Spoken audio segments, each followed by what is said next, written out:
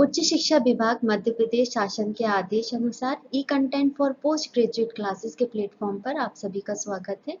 मैं Sabia Mansoori final year third semester के paper third, जिसका पेपर टाइटल है एनवायरमेंटल केमिस्ट्री के topics damaging effects of acid rain, monitoring of sulfur dioxide and oxides of nitrogen, control strategies of acid rain, formation and depletion of ozone layer and its introduction को discuss करेंगे।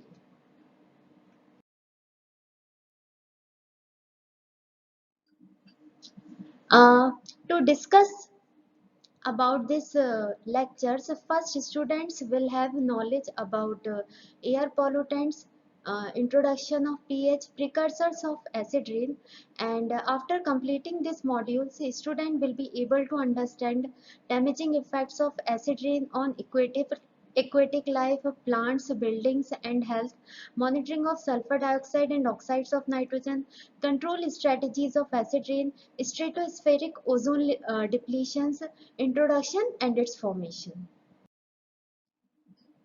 अब हम discuss करेंगे damaging effects of acid rain, यानी कि acid rain के क्या क्या दुष्प्रभाव हैं। जैसा कि हमको पता है कि acid rain is slowly destroying our planet, तो हम डैमेजिंग इफेक्ट डिस्कस करते हैं एसिड रेन के on aquatic life.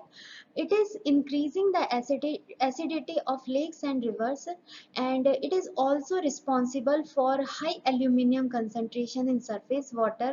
plankton disappear हो गए हैं, and fishes can't breathe properly, they die off and stop hatching। biodiversity has also reduced।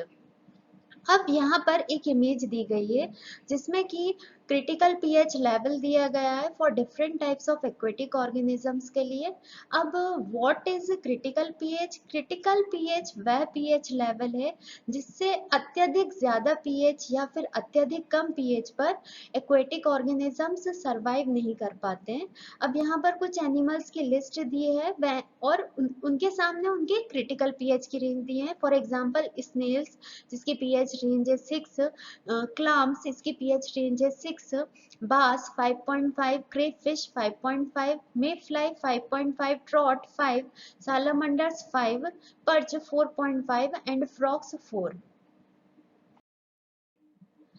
अगर surface water में पीएच लेवल कम होता है तो इसका क्या इफेक्ट पड़ता है, आइए हम देखते हैं। जैसे ही पीएच लेवल कम होता है यानी कि जो एसिडिक कंटेंट है सरफेस वाटर का वो बढ़ जाता है, तो फिशेस डिसअपियर होने लगती हैं वाटर बॉडी से।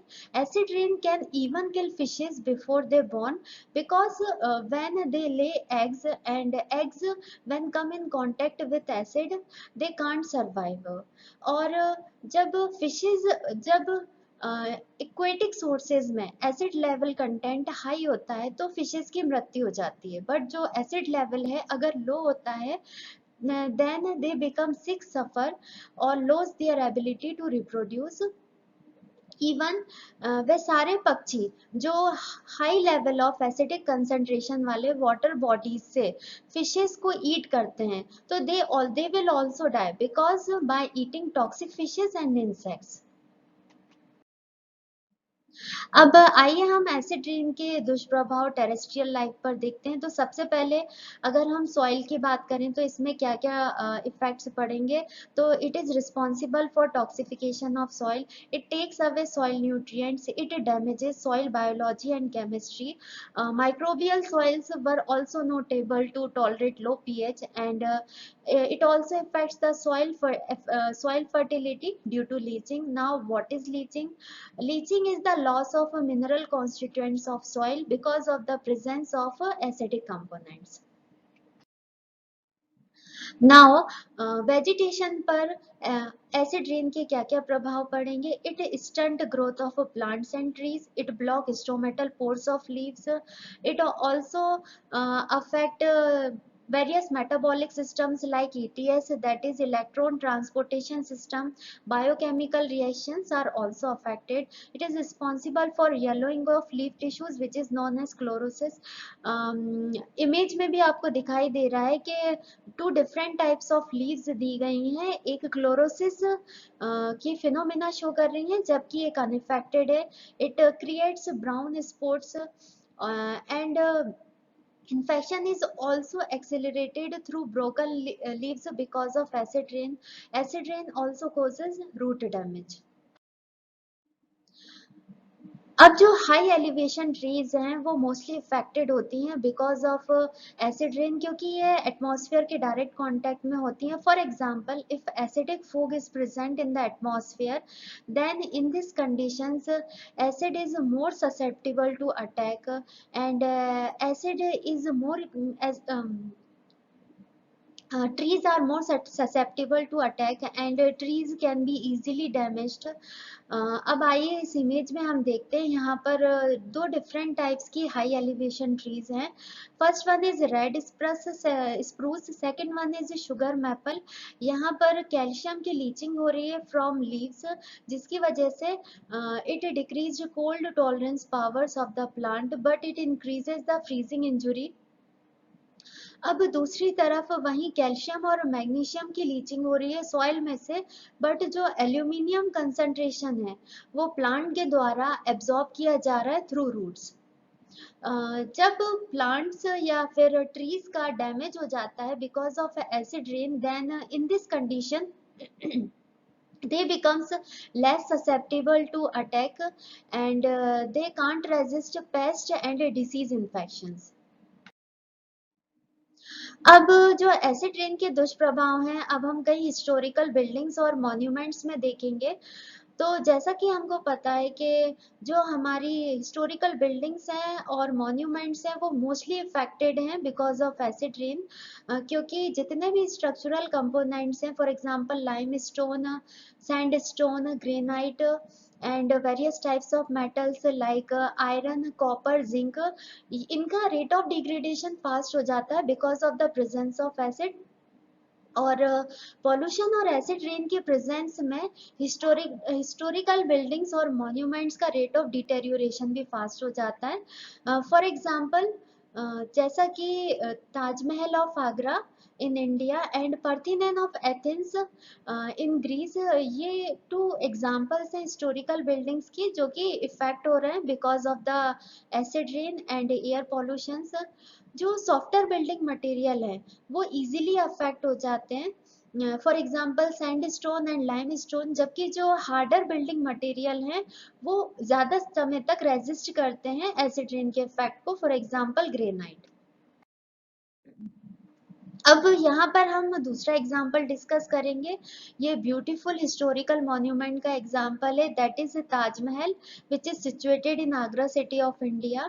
जैसा कि हमको पता है कि ताजमहल को मार्बल स्टोन से तराशा गया है जो कि वाइट कलर का है, लेकिन पिछले कुछ वर्षों में इसका जो वाइट कलर है वो पेल येलो कलर में कन्वर्ट हो गया है because of the effect of acid rain or because of the presence of air pollutants like sulfur dioxide, sulfuric acid and other carbon containing pollutants.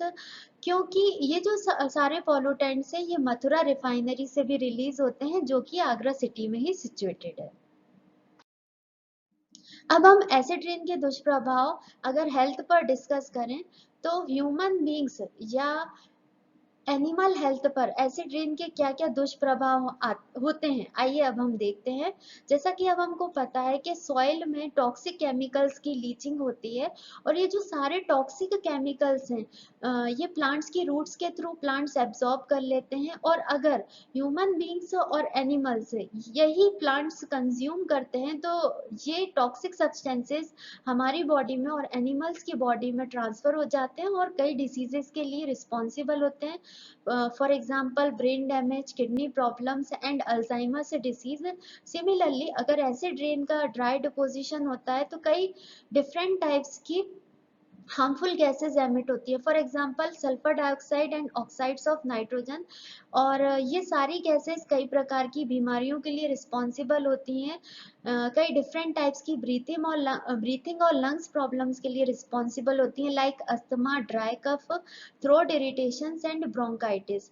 अब यहाँ पर image में क्रोनिक ब्रोंकाइटिस के बारे में बताया गया है और लंग्स का स्ट्रक्चर डिस्कस किया गया है। यहाँ पर अगर हम एल्वियोली का क्रॉस सेक्शन देखें तो यहाँ पर म्यूकस डिपोजिशन है बिकॉज ऑफ इन्फेक्शंस और because of high concentration of mucus यहाँ के जो टिश्यूज हैं वो डैमेज होने लगे। आइए अब हम डिस्कस करते हैं monitoring of sulphur dioxide and oxides of nitrogen. Monitoring क्यों जरूरी है, क्यों आवश्यक है? Because by monitoring we can check the concentration of these harmful gases whether they are in a suitable limit or they are in worst limit। तो सबसे पहले हम मॉनिटरिंग ऑफ सल्फर डाइऑक्साइड को डिस्कस करेंगे बाय वेस्ट एंड गायके method. ये एक प्रकार की स्पेक्ट्रोस्कोपिक मेथड है जिसको वेस्ट और गायके ने 1956 में इंट्रोड्यूस किया था। It is a first choice for testing because of its relative freedom from interferences, because of its sensitivity and because of its accuracy। अब इस मेथड में जो लगने वाले केमिकल्स हैं वो हैं tetrachloromercurate second and it is a diderivative of sodium or potassium and its concentration is 0.1 molar। Next, formaldehyde of 0.2%, para-rosa aniline hydrochloride solution, sulfamic acid of 0.5% and sodium sulfide solution for preparing sulfide TCM solutions, and this solution is used for preparation of calibration curve। Now next आइए अब हम discuss करते हैं principle of this method. तो सबसे पहले जो sulphur dioxide का एब्जॉर्प्शन और स्टेबलाइजेशन होता है बाय सोडियम और potassium tetrachloromercurate second complex. Then after that जो सल्फर डाइऑक्साइड गैस कंबाइन होती है सोडियम और पोटेशियम टेट्राक्लोरोमर्क्यूरेट सेकेंड कॉम्प्लेक्स के साथ, तो एज अ रिजल्ट एक स्टेबल कॉम्प्लेक्स फॉर्म होता है which is known as dichlorosulfito-mercurate second complex। After this sulphur dioxide का क्वांटिटेटिव डिटर्मिनेशन होता है by adding bleached pararosaniline hydrochloride and formaldehyde. अब हम इस मेथड में होने वाली केमिकल रिएक्शंस को अगर डिस्कस करें तो सबसे पहले 2 मोल सोडियम क्लोराइड के या फिर पोटेशियम क्लोराइड के रिएक्ट करेंगे 1 मोल ऑफ मर्क्यूरिक क्लोराइड के साथ और as a result tetrachloromercurate second complex का जनरेशन होगा। इसके बाद जो नेक्स्ट स्टेप है उसमें जो सल्फर डाइऑक्साइड सैंपल ईयर में प्रेजेंट है वो कंबाइन करेगा मर्क्यूरिक टेट्राक्लोरोमर्क्यूरेट सेकेंड के साथ एंड एज अ रिजल्ट हमको जो एक कॉम्प्लेक्स मिलेगा जिसको हम पिछली स्लाइड्स में डिस्कस कर चुके हैं, यानी कि डाइक्लोरो सल्फेटो मर्क्यूरेट सेकेंड कॉम्प्लेक्स। और ये एक प्रकार का कलर्ड कॉम्प्लेक्स है जो फर्दर पैरारोजा एनिलीन हाइड्रोक्लोराइड नाम की डाई के साथ रिएक्ट करेगा और फाइनली हमको पैरारोजा एनिलीन मिथाइल सल्फोनिक एसिड नाम का कलर्ड प्रोडक्ट मिलेगा जिसका हम स्पेक्ट्रोफोटोमेट्रिक एनालिसिस करेंगे। नाउ सैंपल कलेक्शन के लिए हम इस प्रकार के apparatus का यूज करेंगे। तो जैसा कि हम देख रहे हैं यहाँ पर लेफ्ट हैंड साइड में यहाँ पर सैंपल एंटर करेगा और इसके बाद ये एंटर करेगा एक सिलेंड्रिकल वेसल में जिसको हम वेट इम्पिंजर बोलेंगे। इस सिलेंड्रिकल वेसल्स में TCM यानी कि हमारा टेट्राक्लोरोमर्क्यूरेट सेकेंड कॉम्प्लेक्स फिल्ड है जिसमें कि सल्फर डाइऑक्साइड गैस का एब्जॉर्प्शन हो जाएगा और जो हमारा डाइक्लोरोसल्फेटो मर्क्यूरेट सेकेंड कॉम्प्लेक्स इसका जनरेशन हो जाएगा। अब इसके बाद जो रिमेनिंग ईयर सैंपल है वो मेम्ब्रेन फिल्टर से पास होने के बाद हाइपोडर्मिक निडल से सक कर लिया जाएगा और ईयर पंप के थ्रू बाहर एक्सेल कर दिया जाएगा। डेट मीन्स जो रिमेनिंग ईयर है वो हम बाहर पंप आउट कर देंगे और जो आपका सैंपल कलेक्ट है वो in the form of complex TCM के साथ आपका मिक्स हो गया है जिसका हम फाइनल एनालिसिस कर लेंगे। अब हम एनालिसिस की प्रोसीजर की बात करें तो जो हमने सल्फेटो कॉम्प्लेक्स है जो हमारा TCM के साथ है इसके अंदर हम 10 ml TCM यानी कि टेट्राक्लोरोमर्क्यूरेट सेकेंड कॉम्प्लेक्स का एडिशन करेंगे। आफ्टर दैट इसमें हम 1 ml पैरारोजा एनिलीन हाइड्रोक्लोराइड और 1 ml फॉर्मेल्डिहाइड का एडिशन करेंगे। Then we will allow to stand this mixture for a time period of 30 minutes. Then we can read the absorbance relative to blank at a wavelength of 560 nanometer. अब इस method के लिए हमको एक calibration curve plot करना पड़ेगा। इसके लिए हम सल्फाइड TCM सॉल्यूशन का यूज करेंगे, जिसकी हेल्प से हम एक डाइल्यूशन सीरीज जनरेट करेंगे ऑफ अ वेरिड कंसंट्रेशन। इसकी स्पेक्ट्रोस्कोपिक एनालिसिस के थ्रू हमको डिफरेंट टाइप्स की रीडिंग मिलेंगी, जिससे कि हम एक लीनियर ग्राफ प्लॉट करेंगे between the absorbance and the concentration of sulphur dioxide in micrograms. और जो ग्राफ हमको मिलेगा इसका हम स्लोप डिटरमाइन करेंगे और इस स्लोप का हम रेसिप्रोकल लेंगे। ये जो रेसिप्रोकल की वैल्यू आएगी इसको हम डिनोट करेंगे कैपिटल B से, और capital B here is known as calibration factor. इसका यूज हम कैलकुलेशन में करें। नाउ कैलकुलेशन के लिए यहाँ पर ये फॉर्मूला दिया गया है, इससे हम सल्फर डाइऑक्साइड का कंसंट्रेशन इजीली निकाल सकते हैं इन माइक्रोग्राम पर क्यूबिक मीटर। यहाँ पर जो फॉर्मूला दिया गया है वो इस प्रकार है, a माइनस ए की power 0 into 10 to the power 3 into b divided by capital B। यहाँ पर जो a है वो है सैंपल एब्जॉर्बेंस, a की पावर 0 है reagent blank absorbance, 10 to the power 3 है conversion factors for converting litres to cubic metre, जबकि जो कैपिटल B है वो है कैलिब्रेशन फैक्टर्स, एंड जो कैपिटल V है वो वॉल्यूम ऑफ एयर सैंपल है। जो वॉल्यूम ऑफ एयर सैंपल है इसको निकालने के लिए हम जो फ्लो रेट है उसको मल्टीप्लाई कर सकते हैं टाइम से, और यहाँ पर जो टाइम लेंगे हम वो मिनट्स में लेंगे। अब इसके बाद नेक्स्ट स्टेप है monitoring of oxides of nitrogen. Monitoring of oxides of nitrogen can be done with the help of Jacob Hochheiser method. इसके लिए जो केमिकल की रिक्वायरमेंट्स होगी वो है सल्फानिलामाइड, और यहाँ पर एब्जॉर्बिंग रिएजेंट्स जो लगेंगे वो हैं mixture of 4 gram of sodium hydroxide plus 1 gram of sodium arsenide. Next N1 naphthyl ethylene diamine dihydrochloride, जिसको हम NEDA भी बोलते हैं। इसका 1% एक्वा सॉल्यूशन हम लेंगे, एंड देन हाइड्रोजन परऑक्साइड 30% लेंगे, फॉस्फोरिक एसिड 85% लेंगे, और सोडियम नाइट्राइट सॉल्यूशन जिसका कंसेंट्रेशन 1 माइक्रोग्राम नाइट्रेट पर ml लेंगे। जो सोडियम नाइट्राइट सॉल्यूशन है इसका उपयोग हम कैलिब्रेशन कर्व को प्लॉट करने में करेंगे। नेक्स्ट जो बेसिक प्रिंसिपल है इस मेथड का वो ये है कि जो नाइट्रोजन डाइऑक्साइड है, जो एयर सैंपल है, इसका कलेक्शन करेंगे by bubbling air through a solution of sodium hydroxide and sodium arsenide. Then after that nitrite ions generate होंगे जिनका हम कंसंट्रेशन निकाल सकते हैं कलरीमेट्रिकली by reacting these nitrite ion with phosphoric acid, sulfanilamide and N1 naphthyl ethylene diamine dihydrochloride, जिसको हम NEDA भी बोलते हैं, जिसको हम डिस्कस कर चुके हैं पहले ही। अब जो रिजल्टिंग कलर्ड कॉम्प्लेक्स मिलेगा, that is resulting coloured azo dye मिलेगी, इसका एब्जॉर्बेंस लेवल हम चेक कर सकते हैं एट अ वेवलेंथ ऑफ 540। इसके बाद अब ये एपरेटस डायग्राम दिया गया है for sample collection. It is a continuous type of apparatus diagram, that means यहाँ पर जो ए यूनिट है और सी यूनिट है सिमिलर है। ये जो कंटिन्यूअस डायग्राम दिया है ये एफिशिएंसी को इम्प्रूव करने के लिए दिया गया है।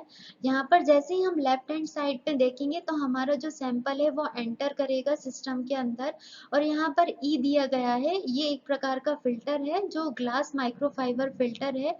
ये एक्स्ट्रा नाइट्रेट सॉल्ट एरोसोल्स को एब्जॉर्ब करने के लिए दिया गया है। अब जैसे ही एयर एंटर करेगी तो ये एक सिलेंड्रिकल वेसल्स में जाएगी जिसमें कि एब्जॉर्बिंग रिएजेंट फिल्ड है। ये एब्जॉर्बिंग रिएजेंट बना हुआ है सोडियम हाइड्रोक्साइड और सोडियम आर्सेनाइड का, और ये जो सिलेंड्रिकल वेसल्स है ये कवर्ड किया गया है आइस वेसल से to maintain the lower temperature. इसके बाद जितने भी हमारी गैसेस हैं उसमें से नाइट्रोजन डाइऑक्साइड के मॉलिक्यूल्स एब्जॉर्ब हो जाएंगे और जो रिमेनिंग गैस है वो बी यूनिट में ट्रांसफर हो जाएगी। यहाँ पर अभी भी एयर सैंपल में नाइट्रोजन डाइऑक्साइड रिमेनिंग है, तो एयर सैंपल को हम फर्दर पास करेंगे और ये सी यूनिट में जाएगी। यहाँ फर्दर एब्जॉर्बिंग रिएजेंट प्रेजेंट है, दैट मीन्स सोडियम हाइड्रोक्साइड और सोडियम आर्सेनाइड, और यहाँ पर जो रिमेनिंग नाइट्रोजन डाइऑक्साइड के मॉलिक्यूल हैं एब्जॉर्ब हो जाएंगे और जो रिमेनिंग गैस है वो एयर पंप के थ्रू, वैक्यूम पंप के थ्रू हम इसको एक्सेल आउट कर देंगे। अब जो प्रोसीजर है, इस प्रोसीजर में जो हमारा एब्जॉर्बर है उसमें से हमारा जो एब्जॉर्ब किए हुए नाइट्रोजन डाइऑक्साइड के मॉलिक्यूल हैं जो कि नाइट्राइड आयन में कन्वर्ट हो चुके हैं, तो हम इस सैंपल में से 10 ml सैंपल को पिपेट आउट करेंगे और टेस्ट ट्यूब में लेंगे। इसके बाद इसमें हम 1 ml of hydrogen peroxide add करेंगे, 10 ml ऑफ सल्फरनिलमाइड को ऐड करेंगे और 1.4 ml NaDH सॉल्यूशन को ऐड करेंगे। Then it will allow to stand for a time period of 10 minutes. इसके बाद हम इसकी एब्जॉर्बेंस रीड करेंगे at the wavelength of 540 nanometre. इसके बाद हम कैलिब्रेशन कर्व को प्लॉट करेंगे। कैलिब्रेशन कर्व को प्लॉट करने के लिए हमें डाइल्यूशन सीरीज का उपयोग करना पड़ेगा। डाइल्यूशन सीरीज के लिए हम 1 माइक्रोग्राम पर ml का सोडियम नाइट्राइट सॉल्यूशन लेंगे और इसका जो हम डाइल्यूशन करेंगे वो करेंगे 0.02, 0.04, 0.10, 0.20, 0.30, 0.40 माइक्रोग्राम नाइट्राइड पर ml, और इन सारे सॉल्यूशंस की हम रीडिंग लेंगे और जो हमको लीनियर ग्राफ मिलेगा इसको हम absorbance versus concentration of nitride ions के बीच प्लॉट करेंगे, जिससे कि हम हमारे नाइट्राइड आयंस का कंसंट्रेशन निकाल सकें एंड देन फाइनली हम कंसंट्रेशन ऑफ नाइट्रोजन डाइऑक्साइड निकाल सकें। अब जो कैलकुलेशंस हैं वो हम दिए गए फॉर्मूले से कर सकते हैं। इस फॉर्मूले में नाइट्रोजन डाइऑक्साइड का जो कंसंट्रेशन निकलेगा वो माइक्रोग्राम पर क्यूबिक मीटर में निकलेगा और जो हम नाइट्राइट आयन का कंसंट्रेशन लेंगे यहाँ पर फॉर्मूले में वो माइक्रोग्राम्स में लेंगे। इसका मल्टीप्लिकेशन करेंगे वीएस से, देन इसका देन डिवाइडेड बाय वीए करेंगे। इसके बाद इसका मल्टीप्लिकेशन होगा 0.82 से, देन फाइनली इसको मल्टीप्लाई करेंगे डाइल्यूशन फैक्टर से। यहाँ पर जो माइक्रोग्राम ऑफ नाइट्राइड आयन है ये नाइट्राइड आयन का कंसंट्रेशन है in analysed sample, where as VA है volume of air sample in cubic metre, 0.82 is sampling efficiency, capital D is dilution factors and D is equal to 1 for no dilution, D is equal to 2 for 1:1 dilution. जबकि जो हमारा VS है ये volume of sampling solutions है। अब जितनी भी हमने मेथड जो पहले डिस्कस कर चुके हैं ये दो प्रकार की हो सकती है, short terms and long terms according to the time period. जो शॉर्ट टर्म्स मेथड थी वो 30 मिनट्स, 1 आवर्स और 4 आवर्स तक हो सकती है, जबकि जो लॉन्ग टर्म्स हैं वो 8 आवर्स और 24 आवर्स में हो सकती हैं। अब जो हम नेक्स्ट टॉपिक डिस्कस करेंगे वो हमारा है एसिड रेन कंट्रोल स्ट्रेटेजीज। अब जो एसिड रेन के दुष्प्रभाव देखने को मिल रहे हैं इसके लिए हमको कुछ स्ट्रेटेजीज का उपयोग करके एसिड रेन कंट्रोल करना पड़ेगा। इसके लिए जो फर्स्ट स्ट्रेटेजी है वो है क्लीनिंग अप स्मोक स्टैक्स। जैसा कि हमको पता है कि कोल की बर्निंग के थ्रू जो सल्फर डाइऑक्साइड कंटेंट निकलता है वो हाई अमाउंट में निकलता है जो कि रिस्पॉन्सिबल है एसिड रेन के लिए। अगर हम कोल की वॉशिंग कर दें तो ये जो सल्फर का कंटेंट है वो लो हो जाएगा, और अगर हम स्क्रबर्स का यूज करते हैं तो ये सल्फर डाइऑक्साइड का कंसंट्रेशन हम एलिमिनेट कर सकते हैं अप टू 95%। अब जो हमारी सेकंड स्ट्रेटेजी है वो है रीस्टोरिंग एनवायरनमेंट। तो एनवायरनमेंट को रीस्टोर करने के लिए जो फेमस मेथड अभी यूज की जा रही है वो है लाइमिंग। तो लाइमिंग में क्या होता है, कैल्शियम और मैग्नीशियम सॉल्ट जो कि एक प्रकार के एल्कलाइन सॉल्ट है, ये एसिडिटी को न्यूट्रलाइज करने के लिए यूज किए जाते हैं and liming is used to repair the damage of lakes, rivers and brooks और soil and it balances the acidity and this method is extensively been used all over the world. For example in Sweden, it is a country of Europe, then जो next acid rain control strategy है वो है use of alternative energy sources. अब alternative energy sources में हम sustainable energy resources का use कर सकते हैं। For example wind energy, geothermal energy, solar energy, natural gases, hydro power and nuclear power. अब जो नेक्स्ट स्ट्रेटेजी है वो है एफिशिएंट यूज ऑफ ट्रांसपोर्टेशन। जैसा कि हमको पता है जो high amount of harmful gases हैं वो रिलीज होती हैं बाय ट्रांसपोर्टेशन, दैट इज हमको ट्रांसपोर्टेशन का कम से कम इस्तेमाल करना चाहिए। जो highest amount of hazardous gases release होती हैं वो व्हीकल्स के थ्रू रिलीज होती हैं, that is vehicles are the major contributor to acid rain pollution. And we can help our environment by using public transportation in place of our private transportation. जब तक कि ज्यादा उपयोगी ना हो हम हमारे व्हीकल्स को उपयोग ना करके पब्लिक ट्रांसपोर्टेशन को ही यूज करें to fight against acid rain effects. Now जो next acid rain control strategy है वो है एनर्जी कंजर्वेशन। अब ऊर्जा संरक्षण के लिए हम क्या क्या उपाय कर सकते हैं, तो सबसे पहले तो हम जो हमारी इलेक्ट्रिसिटी है इसका कम से कम उपयोग करें to prevent from acid rain effect.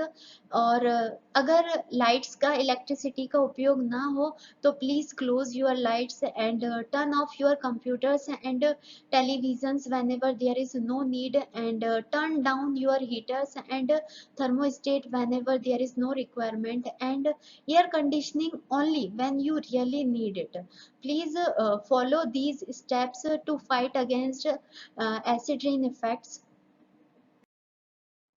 Now acid rain control strategy में यहाँ पर हम कुछ ऑटोमोबाइल एमिशन कंट्रोल डिवाइसेस को डिस्कस करेंगे।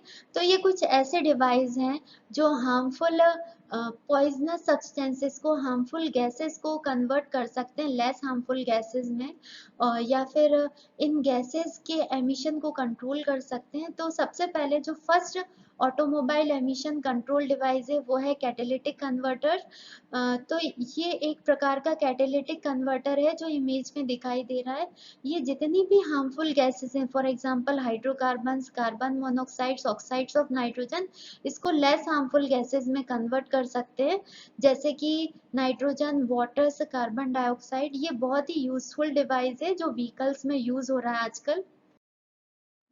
अब जो नेक्स्ट हम डिवाइस, कंट्रोलिंग डिवाइस का उपयोग कर सकते हैं वो ये है एग्जॉस्ट गैसेस रिसर्कुलेशन सिस्टम, जिसको हम ईजीआर सिस्टम भी बोलते हैं। इसका जो मेन फंक्शन है वो ये है कि it reduces the formation of oxides of nitrogen.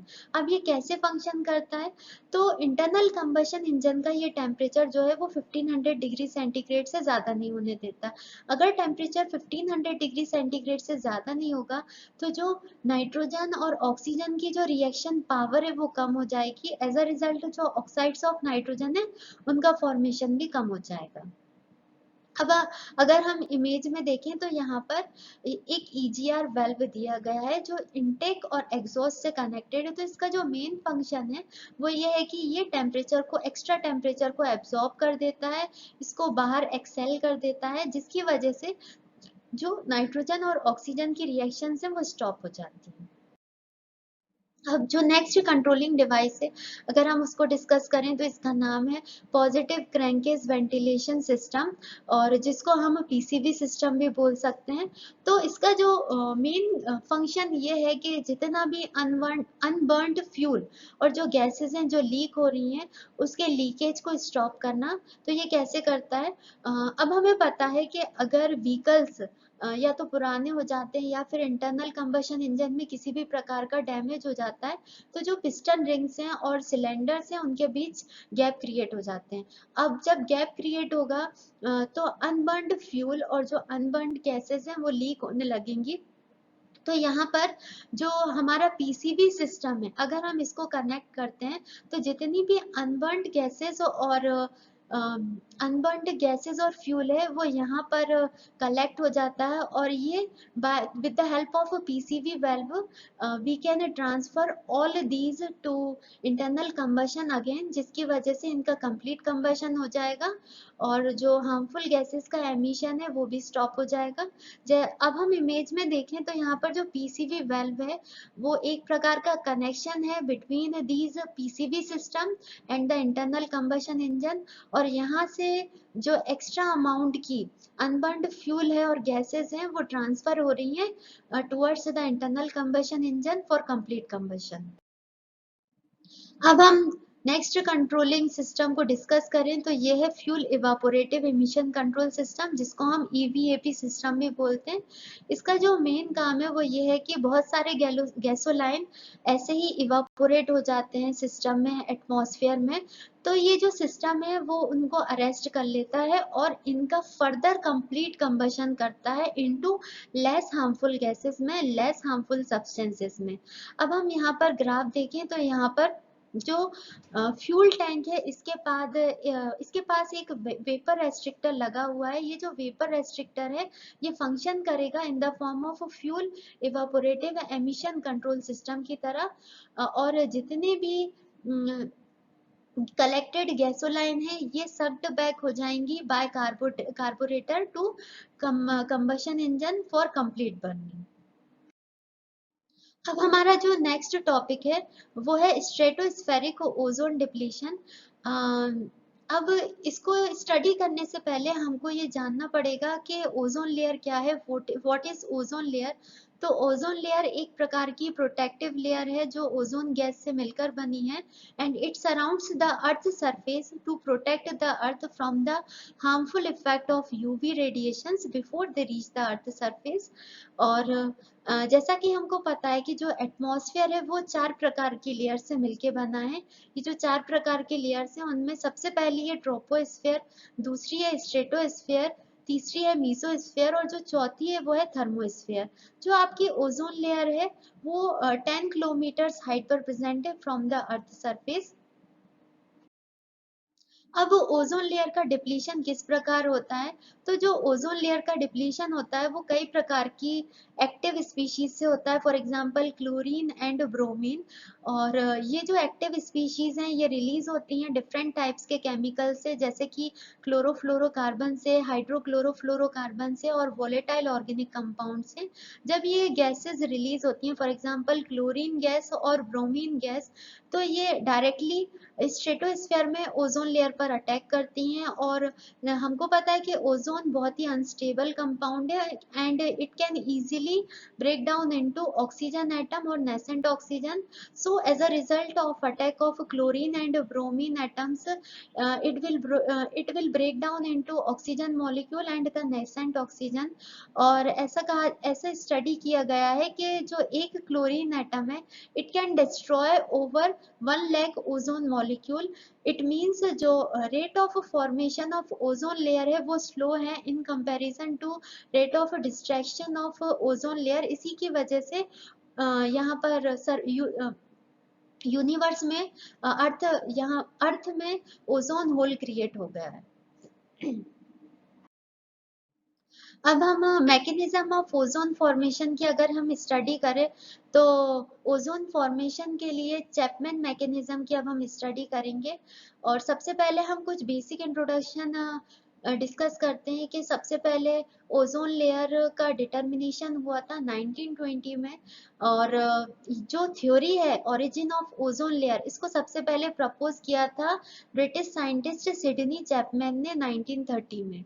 और जो फॉर्मेशन ऑफ ओजोन लेयर है हम इसको 2 स्टेप्स में स्टडी कर सकते हैं। ये जो पहली स्टेप है इसमें क्या होगा, जो ऑक्सीजन मॉलिक्यूल्स हैं वो 240 नैनोमीटर की वेवलेंथ या फिर इससे कम नैनोमीटर की वेवलेंथ को एब्जॉर्ब करेंगे और ब्रेक डाउन हो जाएंगे इनटू नेसेंट ऑक्सीजन।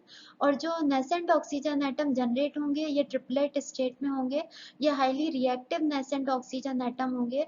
और ये क्या करेंगे कि फर्दर ये रिएक्ट करेंगे अदर ऑक्सीजन मॉलिक्यूल्स के साथ, एंड एज अ रिजल्ट क्या होगा, ऑक्सीजन ओजोन मॉलिक्यूल का जनरेशन हो जाएगा और कई सारे ओजोन मॉलिक्यूल्स मिलकर ओजोन लेयर का फॉर्मेशन करेंगे। एक प्रकार की ओजोन अम्ब्रेला का फॉर्मेशन हो जाएगा in the stratospheric layer of atmosphere. अब इस लेक्चर की फर्दर रीडिंग के लिए मैं आपको कुछ बुक्स प्रेफर करना चाहूंगी। इसमें बहुत ही अच्छी किताबें हैं यहाँ पर। जो पहली बुक है वो है environmental chemistry and pollution control by doctor S Dara and D Mishra by S Chand publication. जो सेकंड बुक है वो है environmental chemistry by Stanley E Manahan by CRC press. और जो एक और किताब है वो है environment and ecology by Anil Kumar De and Arnab Kumar De by New Age International Publications. Now it's time to assess yourself. इसके लिए अब हम कुछ क्वेश्चंस डिस्कस करेंगे, बहुत ही सिंपल क्वेश्चंस डिस्कस करेंगे। आई थिंक आप लोग इसके आंसर्स भी इजीली जज कर लेंगे। Now our first question is what does the term liming means? इसका मतलब लाइमिंग क्या है, यहाँ पर लाइमिंग का मतलब आपको बताना है। तो जो फर्स्ट ऑप्शन है वो है application of calcium and magnesium rich substance. Second है erosion of calcium carbonate zones in soil. Third है excessive growth of lemon trees in acid prone region. और जो फोर्थ ऑप्शन है वो है नन। तो आप बताइए कि ऑप्शन क्या होगा। आई थिंक जैसा कि हमने स्टडी किया है तो ऑप्शन क्या होगा। तो इसका करेक्ट ऑप्शन होगा application of calcium and magnesium rich substance. अगर आपकी इसको फर्दर स्टडी करना है तो please refer slide number 25 for this question. Now our next question is which of the following power stations produce sulfur dioxide। और हमने slide number 25 में ये डिस्कस किया था कि जो सल्फर डाइऑक्साइड है वो हाई अमाउंट में कहाँ से रिलीज होता है, कोल से।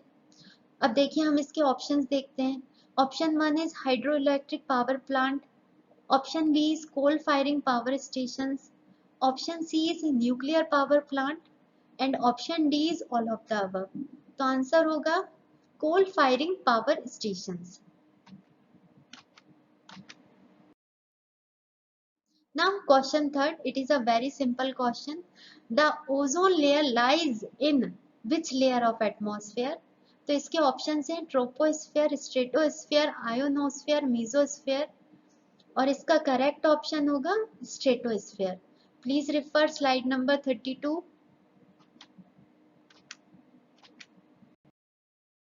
Our next question is ozone layer prevent dash from passing through the earth's atmosphere। और ऑप्शंस हैं ultraviolet rays, infrared rays, X rays and all of the above. It is a very simple question and answer will be UV rays, ultraviolet rays. And for this please refer slide number 32। And our last question is who first proposed theory for the origin of ozone layer?